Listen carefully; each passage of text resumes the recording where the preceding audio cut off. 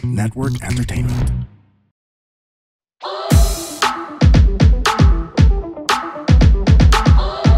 Hi girls and boys, kami ang Lady Bosses! Mga sisteralets. CR tayo, let's go! Welcome back. So dahil dyan, yes, welcome back to me!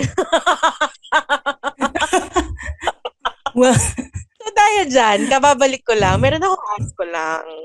ano yun? Ano yung, pagka meron kayong pinagdadaanan, ano yung coping mechanism nyo? Kasi ako, napansin ko lately, pag malungkot ako or nasistress, bumalik na naman ako sa eating, yung pagkain.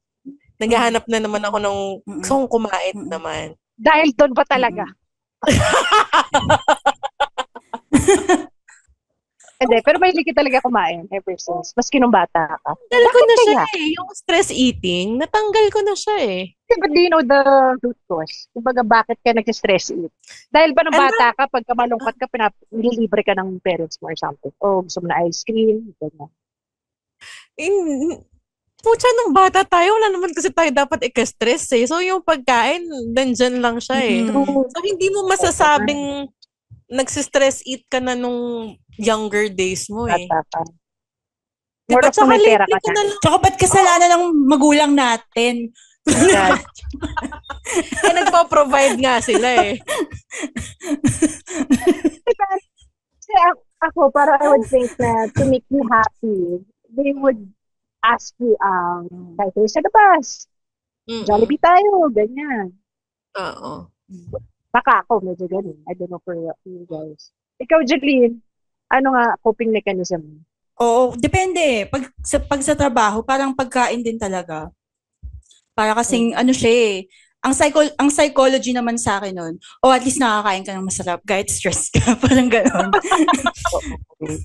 Yung iba, may research, yung mga nasa poverty level, kung nasa-stress sila or depressed sila, bibili sila ng mga pangpaganda. Shampoo, mabangong shampoo, bagong sabon, yung latest release ng Palmolive, ganyan. Kasi kahit mahirap sila, maganda sila. Ganon. Ba't yung kakilala ko, hindi naman? Mga skincare din. Tama. Oo. Oo, tama. Hindi ko Shopping. kailangan yan. Totoo yun. Lalo sa Pilipinas. Kaya, inaabangan talaga nila yung mga commercial kung may bagong variant, halimbawa si Sunsilk. Bibili sila niyang kagad. Basta gusto nila mabango sila. So, ibig sabihin, nasa poverty pala ako. Gusto ko lagi humabango. That explains it all. Ayun, coping mechanism shopping. Si Jeannie kaya, sayang gusto ko rin malaman kung ano yung Ano sa'yo, Di? Shopping. Shopping. Pero kahit yung mga maliliit na bagay lang. Doesn't have to be something I splurge on. Bakit mo na itanong, Kay? Kasi recently, napanood ko yung interview ni Mikey Morada, yung husband ni Alex Gonzaga. In-interview siya ni Tony. Kasi sila pala ay nagkaroon ng 3 miscarriages na. So yung first miscarriage nila happens after ata nila ikasal ng 2020. Parang ganyan. Blighted ovum, no? Parang walang heartbeat na buo lang. Oo, parang bahay lang, parang ganun, walang eggs mo. Oo. Tapos, yun nga, so nawala. Yung pangalawa, nag-try sila mag-IVF. Di ba mahal yun, IVF? Tsaka yun yung marami. Maybe mga 250,000 to 500,000. Paano ba yung IVF? Like, kukuha ng embryo sa babae, tapos ayun ba yung test tube baby ba yun? Yun ang mismo yun. Kukuha ng egg set sa babae, kukuha ng sperm, tapos gagawa ng embryo. Kung mabuhay, ipaplant sa uterus ng babae. So yun nga. So, ibig sabihin, pag pinlant sa'yo yun, wala pa rin kasiguraduhan kung mabubuhay. Yep. Buo lang. Pero 'di ba, kung kakapit siya at bumubuhay siya, walang assurance. Correct. Oo.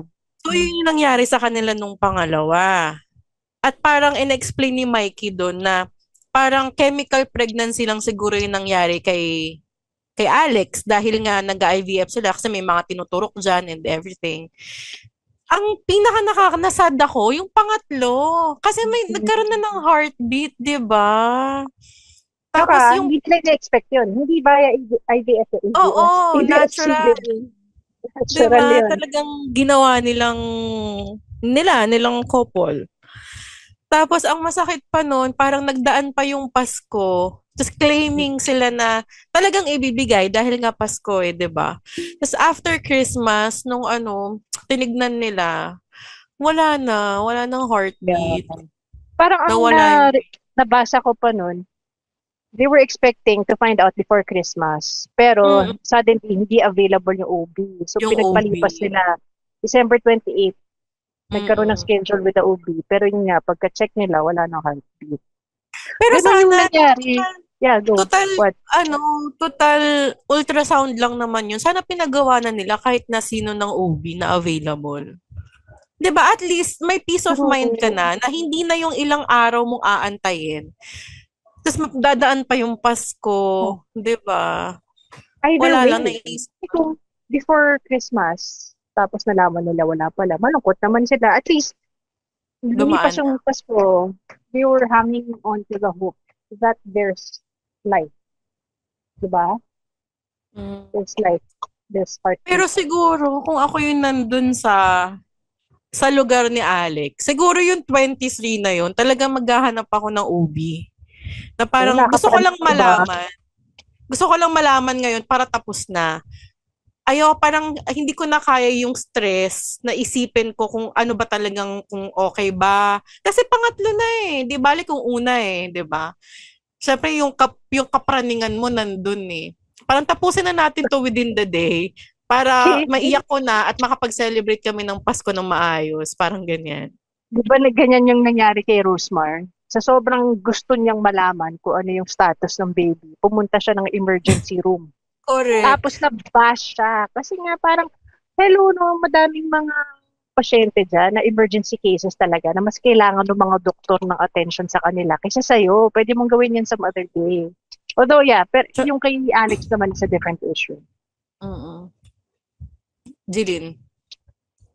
Yung kay Rosmar lang, tsaka baka may nakakahawa kasi doon. 'Di ba? Parang oo. i-endanger Ay, mo true. rin yung anak mo Oo, doon. health ng bata. Alam May mo, nakita si lang Mike, din ako na parang post ni Alex. Parang nagsusorry siya Dahil. sa asawa niya. Tama ba? oh, Diba? Kasi parang sinisisi niya yung sarili niya, parang ganun, sa self-pity siya. oh, yeah. Ay, ang Kasi hirap. di ba, ang hirap pagka ganun. Kasi, ibig sabihin, though totoo siguro, wala namang baog sa kanilang dalawa. Dahil nabubuo eh. Ang problema lang, hindi lang kumakapit. Di ba? Or Hindi lang siya. Hindi kumakapit. And I think there's really something wrong with the composition. Of the combination of their egg cells and sperm cells. I think kasi mababa yung heartbeat eh. Oo nga daw. So, hindi healthy pagka nabuo. Anyway, sana mahanapan nila ng paraan kung paano. Or mag-surrogate sila. I don't know. Alam mo, yun nga yung problema, mag-ampon. It's not for everybody yung ampon. Yung friend ko, ganun din eh. Parang, siyempre, sinasuggest ng mga tao, mag-ampon kayo. Pero, easier said than done. Madali kasing mag-suggest eh. Madaling mag-suggest ng mag-ampon, mag-adapt. Pero 'di ba yung emotions na nandun, parang unless siguro talagang gusto mo at tanggap mo, pero hindi pa din eh. Ewan ko sa akin lang. Tsaka kung hindi mo alam yung background ng batang aamponin mo, ang hirap. Diba? Tsaka eventually, ang hirap din nung emotional attachment na eventually iisipin ng bata, hanapin niya kung sinong totoong magulang. Paano mo tatanggapin yun? Correct. Paano mo sasabihin to begin with na ampon lang siya? Um, Ayun, yung na-feel ni Alex, parang it's unfair in a sense to think that it's the mother's burden, it's the female's burden to think that she did something wrong. Diba? Miscarriage. Miscarried. Hindi mo nadala na maayos. Doon pa lang sa term na yun, may mali. 'Diba? Kaya ka magse-self-pity talaga kasi feeling mo, shucks, hindi ba ako kumain ng tama? Anong ginawa ko? Masyado ba akong gumalaw? Nag-exercise ako kaya siguro hindi natagtag yung bata, 'di ba? You'll overthink. Hindi, ikaw pwede pag-usapan yung sa'yo. Like, Yeah. gusto ko lang itanong, anong, after, di ba meron ka ng 2 kids, tapos nagkaroon ka ng miscarriage, anong iniisip mo nun? Exactly Nandun that. ka ba? Hindi, tawag dito, kasi iba yung case mo, kasi ikaw, meron ka ng 2 anak na. Sila Alex, like, wala pa, di ba? Oo. So parang, sorry gusto ko, honest question lang. Meron ba sa yung, parang naisip mo ba na, di bale okay lang may 2 naman na ako? Hindi. Parang Hindi. same pain. It's the Mm-mm. same pain because buong buhay mo, iisipin mo, what if kung nabuhay yun? Tatlo na sana sila. Although, ngayon, pangpalubag loob, baka siya rin to. Diba? Baka hindi siya ready mabuo that time. Baka siya na, si Marcy na siya.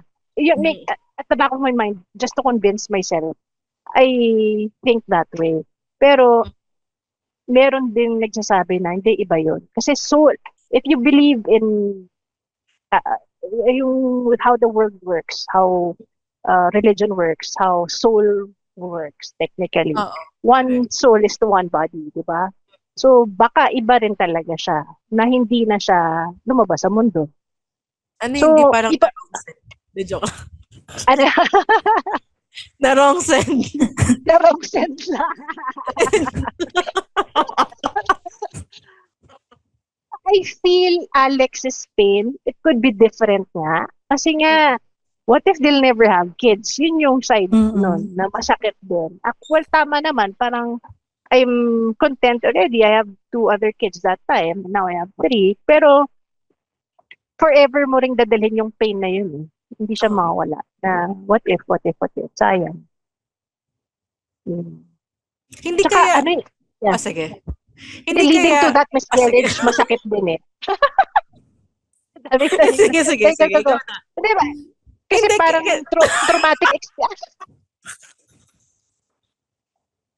Kaya, this is the reason why we need to record in a studio para kita mo kagad yung mga ano sabihin mo? Ikaw na muna ka na. Hindi, kasi eto iniisip ko ngayon, kunyari, maririnig to ng 2 kids mo na nanghihinayang ka. Hindi kaya medyo may part sa kanya na parang ma-unfairan sila. Although sila mismo once in a while nababakit nila. What if Andy, pinangalanan namin yung baby, Andy. We should have been for Andy. Kasi undeveloped fetus siya Andy. Pota. Hindi, Andy. Simula nung nabuntis ako, yun na yung tawag ko sa kanya. So, hindi ko naman alam makukunan ako eh. Parang Andy na unisex name kasi. Tapos parang, kung i-shuffle mo, parang Dayan. Pangalan. Okay. So, hindi ko alam kung girls or boys. Alam nyo, kahit pala kunyari 2 weeks pa lang yung baby, malalaman mo kung anong gender na through blood test. Which, nangihinayang ako, hindi ko nagawa. Actually, yan nga yung ginawa nila V. Cortez. Kaya ang aga nilang nalaman yung mga gender ng anak nila. Kasi nga meron na pala sa dugo. Sa dugo. Pero mahal yung procedure na yan. Ay, hindi ko alam. Mahal ba? Mahal yun. Parang yung sa 50,000 nata. Pero ay, ano na yun, marami mo nang ibang makikita. Hindi, malalaman mo na kung may birth defect. Sige. Pag-usapan natin yung birth defects Nandun na tayo. May mga test ngayon na malalaman mo kung may defect yung anak mo. Mare-reverse mo pa ba yun? Hindi naman na. Sige, okay, nalaman mo. Ang gagawin mo na lang, di ba yung psychological mo, i-ready mo na lang. Tama ba? Kasi irreversible na yun kahit naman malaman mo sa hindi eh. Nandun na siya eh. Kasi mga cases na paglabas ng bata, wala pala. Biro mo na praning ka all throughout the pregnancy, tapos hindi naman pala. May error din yun eh. Walang defect. Oo. Pero yung, di ba may scan sa buntis, yung CAS, congenital anomaly. So, kailangan talaga yon o pwedeng skip yon. Ngayon, nire-require nila. No? Hindi ko nire-require Ikaw rin ba? Oo. Kaya sa inyo? Ni-require din. Oh, Jeline. Pero para Kasi saan nga kaya yun, no?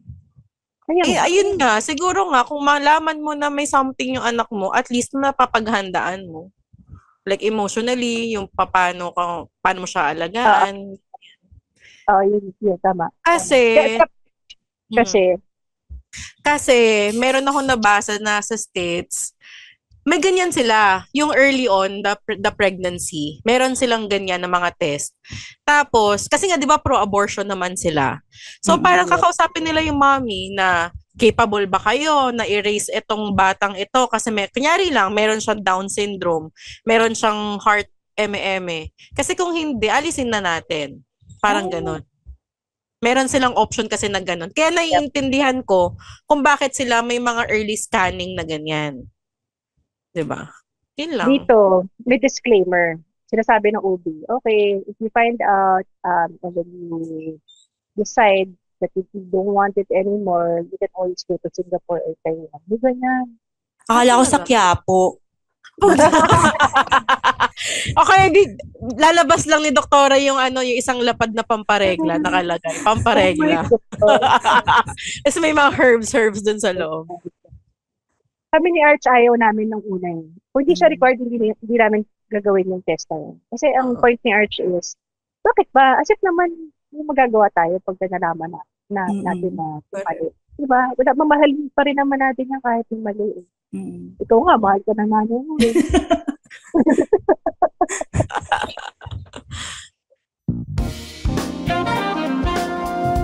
Hey, his name is Chico Garcia. And his name is Gino Quillamor. And together, we are Only Fun. That's right, for only $12 a month. But if you're willing to pay, why not? No, we're from a podcast that talks about movies, TV shows. Basically, we do reviews of K-dramas, whatever is on streaming, whatever is on cinemas. We also get to occasionally interview celebrities, actors, directors, and of course infused with our own witty brand of humor and slice of life. Wow. I guess we don't infuse a lot. Check it out. Eto pala, kamusta pala si Arch during the miscarriage? Alam mo, I think parehas no kay Alex and Mikey. It strengthened the bond between us. Kasi parang you share the same sorrow. You share the same trauma.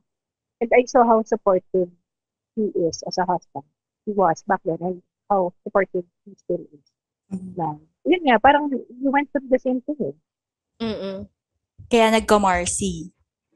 Ay, nagka-Marcy. At saka, kasi that time, kasama nga sa mga set ko yun na ayoko na magkaanak. Kung dalawa pa lang. So, yung pangatlo, si Andy, unexpected talaga yun. It also, so nung nakunan ako, it reinforced na gusto ko pa pala. Gusto ko pa pala magkaanak. Kaya yun, buti na hamon ko. Ikaw ba, kay ilan ang anak na gusto mo? Well, ito totoong sagot. Kung hindi ako na CS, gusto talaga namin 6 sunod-sunod. Oh my God. Wow. Kung normal ito totoo, walang bullshit. Kung nag-normal ako nung kay Donkey, gusto namin 6 sunod-sunod. Uy, nakakatawa ka from 0 to 6. Di ba? Tapos, baby. Tapos, anong tawag nito? Tapos, syempre, minsan pag-uusapan namin, yung mga usap-usap lang, hindi naman din namin alam na magkaka-donkey, di ba? So, parang pag nag-uusap, paano natin bubuhayin yun? 6. Lagi lang namin sinasabi, God will provide. Oo. Totoo naman yun. Totoo yun. Pero you will find a way. Kasi nandyan na anong gagawin mo? Diba? Tsaka it's coming from kumbaga a want that you really plan to take care of the kids na mamahalin mo sila. Hindi yung para pagkakitaan sila. Like, not judging on salaries. Pero gusto mo talaga dahil natutuwa ka na may anak ka, willing ka mahalin sila. Alam mo, it's really coming from a place of love. Correct. Which is why you'll be a good mother. You guys will be good parents. Sana, wini-wish din namin yan. Tapos ito nga, di ba? So, ibig sabihin, pagka may mga ganyang Ay, ikaw pala, Jeline, kung mag-iisa pa ba kayo ni Mike? Kami siguro hindi na. Kasi, ayun nga, dahil may special, kung mayaman lang kami, oo. Pero kasi Mga parang ilan? gusto rin naming maging, siguro 2, 2, ganun. Kasi gusto kasi namin, mabibigay namin yung best namin. Naranasan kasi namin yung parang gagraduate ka, tapos sasabihan ka na, uy, ikaw magpapaaral sa kapatid mo, ganun. Yun yung ayaw naming maranasan ni Lucas. Kaya parang gusto naming i-make sure na kung magkakaroon The siya best ng of the kapatid, best. kaya pa rin naming mag-provide sa kanila hanggang sa dulo, hanggang college. Correct. Yun. Ayun si Saka syempre, Jeannie. yung ma-provide yung the best of the best for the kids, di ba? Hindi yung so-so na lang. Yeah, hindi yung mediocre lang na bang provisions. Jeannie, welcome. Hello. Ang question namin, ilan yung anak na gusto mo, di ba, Di? Oo. Isa lang. Joke lang. Joke lang. 2 na anak ko, so hanggang 2 lang talaga. Uy, Pero, gusto ni JP magka-girl. Ayoko na. Hindi, sa akin kasi hindi naman nagmamatter kung ilan, kung lalaki o babae. Oo. Sa akin nagmamatter kung ilan lang talaga. So, kung 2 na yung sa akin, syempre, 2. Hanggang ganyan na lang. Joke lang yung isa, baka marinig ng kung sino man sa kanila. Wala ka naman sinabi ko sino ayaw mo. Kasi mahirap nga, narinig ko yung sinabi ni Jeline yun nga, yung katulad ng yung gastos. Kasi hindi biro yung gastos, hindi talaga. Tapos, naglilinger pa sa utak ko na, syempre, knock on wood, kung sino yung mauuna sa amin ni GB, paano kung kailan, like, paano kung siya yung nauna? Saan ako kukuha ng pera? Di ba natatakot ako? Parang, sa ngayon pa lang, siya talaga nagpro-provide. So, parang, kung siya nauna, parang nakakatakot. Natatakot ako. So, Fear ko rin yan, Jean. oo. Valid fear. Kung ako mawala, kayang-kaya niya yun. Parang ganon. So, yun lang. Tapos, ayoko na rin maramdaman ni Kirby, yung bunso ko, na hindi na siya yung bunso. Parang medyo naaawa ako sa pakiramdam. Kasi nung si Fonzie, ang haba ng oras, ng years na siya lang. Tapos nung dumating si Kirby, biglang, nag-iba na. Parang ramdam ko naman na nag-adjust din siya eh. So parang medyo naaawa ako sa pakiramdam na yun. Although, kaya naman niya. Pero ayoko nang daanan yung maaawa ako sa kanila. Tapos sila parang feeling nila na short-change sila ng attention namin. So parang ganun. Ano yung pananaw niyo sa mga sinasabi ng matatanda na, uy, pagka only child yan, sinong magkaramay niyan pag wala na kayo? Sino yung magiging pinakakasama niya pag wala na kayo? Oo. Ganyan mga hirap ng mga matatanda. Actually, valid naman na concern yun. Yun din yung nababasa ko eh. Kasi parang dahil nga set na kami na only child lang si Lucas, parang nagbabasa din ako ng mga articles like ano yung advantage, disadvantage ng only child. Tapos yun nga ang disadvantage niya. Pag namatay yung parents, ikaw lang, wala kang karamay. So parang kailangan namin i-make sure na hindi siya isolated. Ganun. So parang kailangan may kaibigan siya. Tapos, pero marami naman siyang pinsan. Magpapakasal naman din siya. Oo, pinsan. Saka eventually, pinsan. sa pamilya. Yun, kailangan nga hindi siya isolated para pagka nawala kami, kung baga, meron siyang lalapitan. Ganun. Tsaka dapat set din kami kasi yung nanay ko, ang naging struggle naman niya, financial. Kasi nung namatay yung parents niya, siya sumalo lahat. Diba? So, isa din yun. Kailangan may life plan kami. Ganun. So, hindi pala talaga dapat inaasa lahat kay God. Genie, ang sagot ko kasi, sabi ko gusto dapat, ang original na sagot ko, dapat 6. Gusto dapat namin 6. Tapos pag-uusapan namin kung paano namin bubuhayin, sabi ko, God will provide. Wait, pero kayo, tingin ko kaya mo nga mag-ani. Parang kaya nyo. 31 ka ngayon, 32. 32. Pero wala na CS ako eh. 3 lang. Kaya 5. Yung sister-in-law ko 5, CS. Ay, hindi na. Para na akong ano yan. Sobrang kinatay na ako niyan. Di.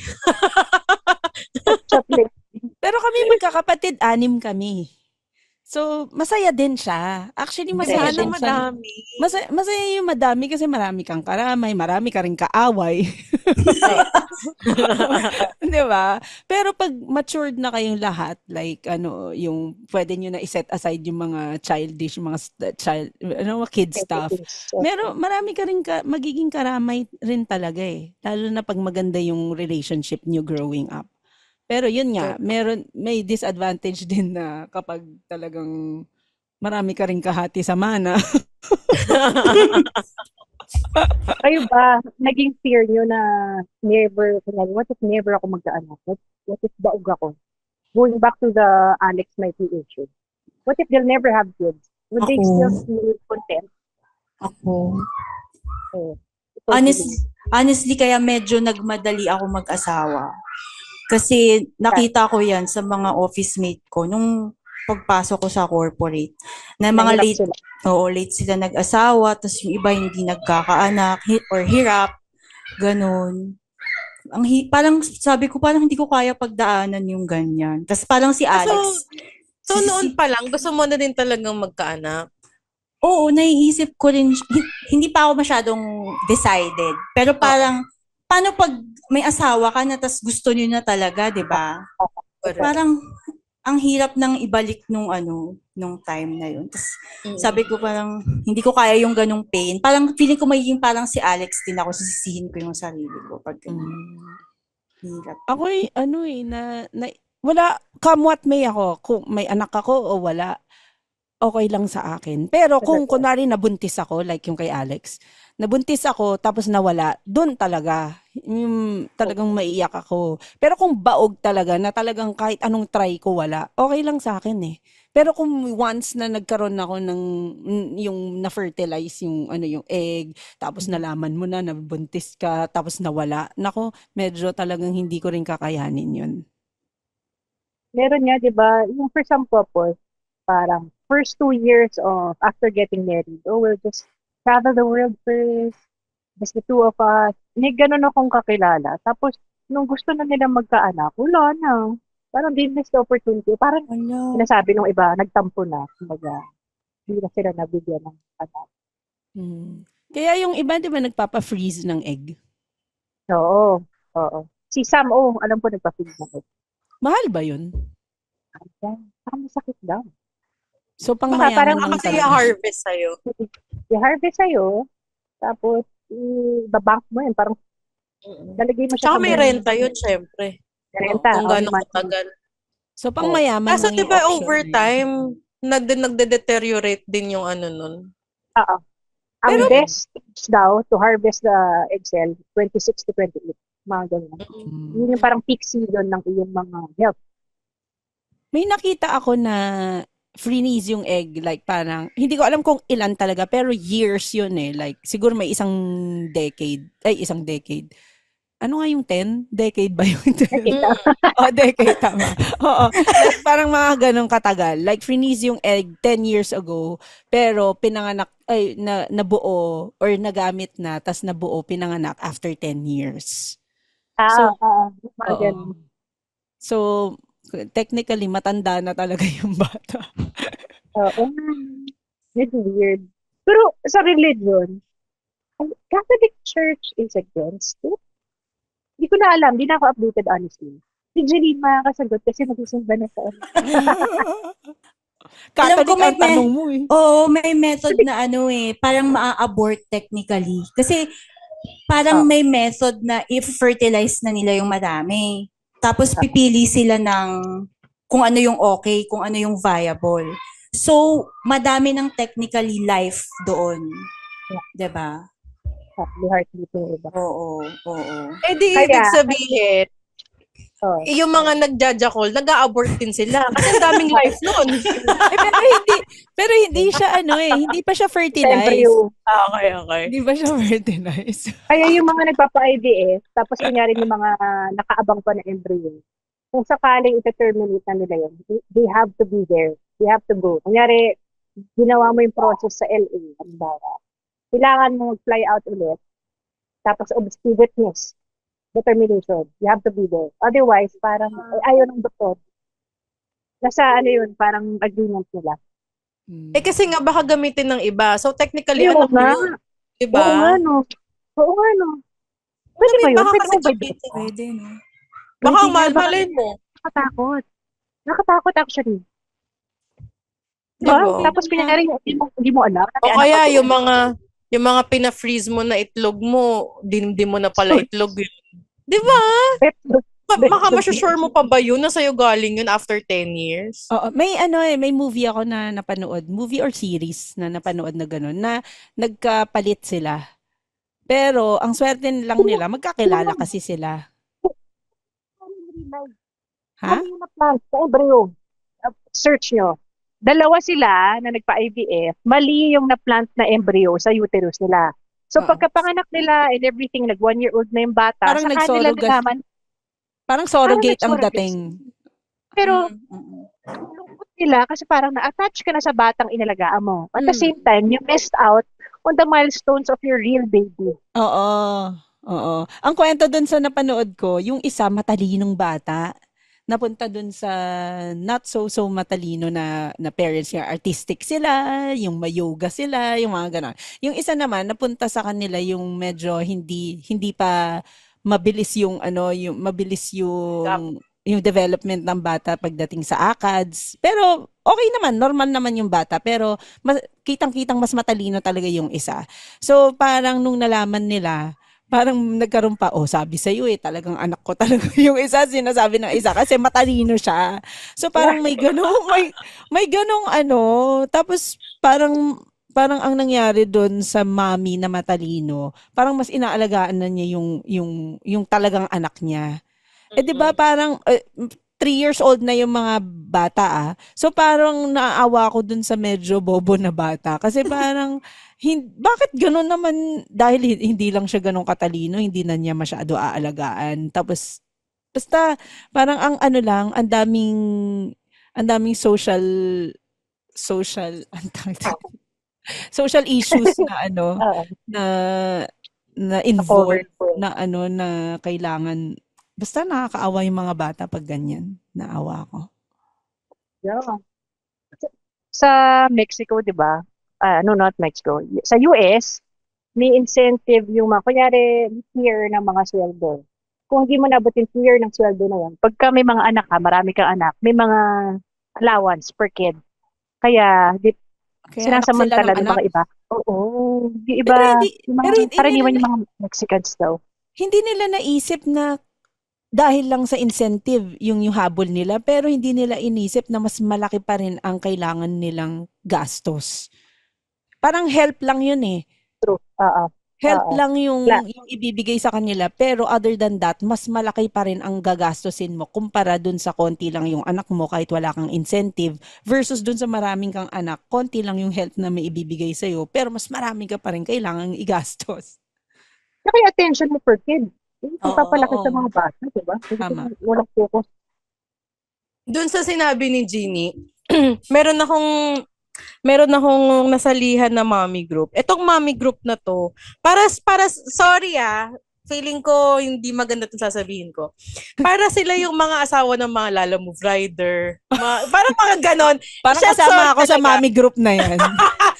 Alam ko yung sinasabi mo. Basta ganun, parang sila yung ganun yung mga nagbibingo sa labas. Parang ganun sila. Teka lang, hear me out. Kasi sinabi ni Jeannie yung tungkol dun sa mga incentive. So eto na, may nabasa akong post na parang kasi sa SSS, may makukuha kang 70,000 pag naghulog ka. Basta yung dalawang quarter bago ka manganak. So, 70,000, imaginein mo. Sa kanila, syempre malaki na yun. Eh, saan ba sila manganganak? It's either lying in or public hospital na wala namang babaya. Mm. Girl, may mami doon, parang proud siya na parang pangatlo or pang-apat na claim niya na daw ng 70,000 sa SSS. Parang, Oh God. ha? Nakakaloka. Oo, proud siya na. Tapos, na-claim na niya yung 70,000. Saan niya Oo. gagastusin yon? Gatas and all. Hanggang dun lang. Hanggang sabihin Diba? natin, Yun, exactly. 1 year lang niya gagamitin yan. Tapos, Baka wala pa nga ka mo. Oo. Tapos, ngayon, Hindi long term mag-isip eh. oo. Hindi Hindi, pangbili ng motor ng asawa niya yun. Nakakainis. Oo, pang business. Pang lalamove rider. Correct. Kaya mula sa kaboses nyo, mag-aanak ng 6 at ipapaubaya kay God, kay Asko. Mula sa kaboses niyo, ang gusto lang talaga ng isang anak, Jinilakay. Mula sa kaboses niyong dapat iniiba yung tawag sa miscarriage. Hindi. Mula sa kaboses niyong nagsasabing kung meron kayong anak na may Down syndrome, punta lang kayo sa Quiapo. Jeline Cobillas. Kami ang Lady boses. Ay, joke lang pala, Lord. Abortion is murder. Tsaka joke lang sa mga anak ko. 2 talaga ang gusto kong anak. Ang dami disclaimer. The opinions of podcast creators, hosts, and guests are not necessarily reflective of the official stance of the Pod Network Entertainment, its hosts, or other network programs. The content created by the people behind the podcast is personal and not meant to harm any religion, ethnicity, group, organization, company, or individual.